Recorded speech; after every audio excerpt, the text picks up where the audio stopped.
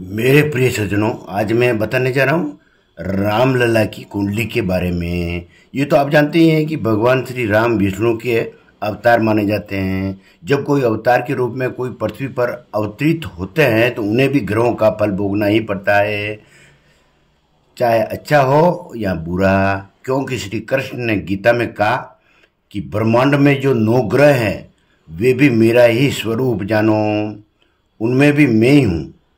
तो फिर साफ जाहिर है कि जब वे पृथ्वी लोक पर मनुष्य रूप में अवतरित होंगे तो उन्हें भी मनुष्यों की तरह ग्रहों का शुभ अशुभ फल भोगना ही पड़ेगा। अब आते हैं रामलला के जन्म के बारे में। कई शास्त्रों व धर्म ग्रंथों के आधार से माने तुलसीकृत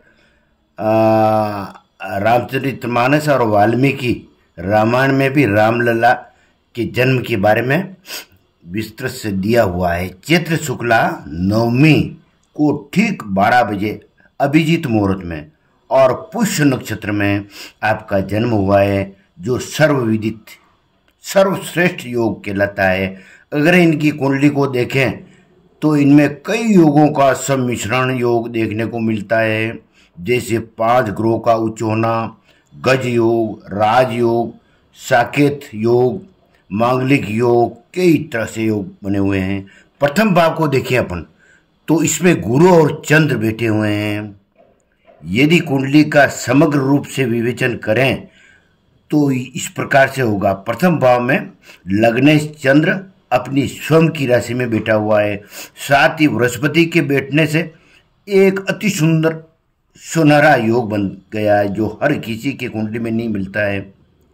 बड़ा दुर्लभ योग कहलाता है, जिसे कहते हैं गज योग, जिसके कारण ऐसा व्यक्ति महान राजा तथा विशिष्ट गुणों से संपन्न होता है। तीसरे भाव का शनि, ये राहु, तीसरे भाव में जो कन्या राशि में राहु का होना अति श्रेष्ठ कहलाता है। यह जातक के पराक्रम सूर्य को अभिव्यक्त करता है। साथ ही इन्हें भाइयों का पूर्ण सहयोग प्राप्त होता है। ऐसे व्यक्ति को मृत्यु का पूर्व में आभास हो जाता है, ये राहु के कारण। अब आता है चौथा शनि। क्या कहता है चौथा शनि?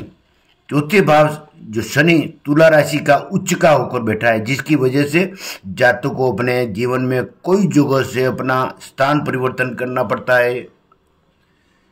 और साथ ही ऐसा जातक प्रजा तथा लोगों का चहेता होता है, जिसकी वजह से उन्हें लोगों का प्यार मिलता है। सातवां मंगल उच्च का है। 9वें भाव में 7वें भाव में पति पत्नी के भाव में मंगल के मकर राशि का होना ये दर्शाता है कि मंगल उच्च का है, और जिसके कारण पत्नी सीता को कितने कष्टों से गुजरना पड़ा, जो जग विदित है। अब आता है 9वें भाव का केतु और शुक्र। ये क्या कहता है? केतु और शुक्र 9वें भाव में शुक्र का अपने विरोधी गुरु की राशि में स्थित होने से तथा केतु के प्रभाव से अपने पिता के लिए 2 या 3 शादियों का योग बनाता है।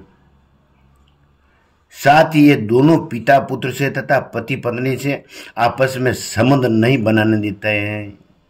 10वां भाव सूर्य, यहाँ सूर्य कर्म क्षेत्र में, जो कि 10वें भाव में मंगल की मेष राशि में स्थित होने से उच्च का होकर दिग्बली हो जाते हैं। मान सम्मान यश प्रसिद्धि आदि प्राप्त कराता है। साथ ही आमने सामने शनि की दृष्टि होने से राजा भी से नहीं होने देता है।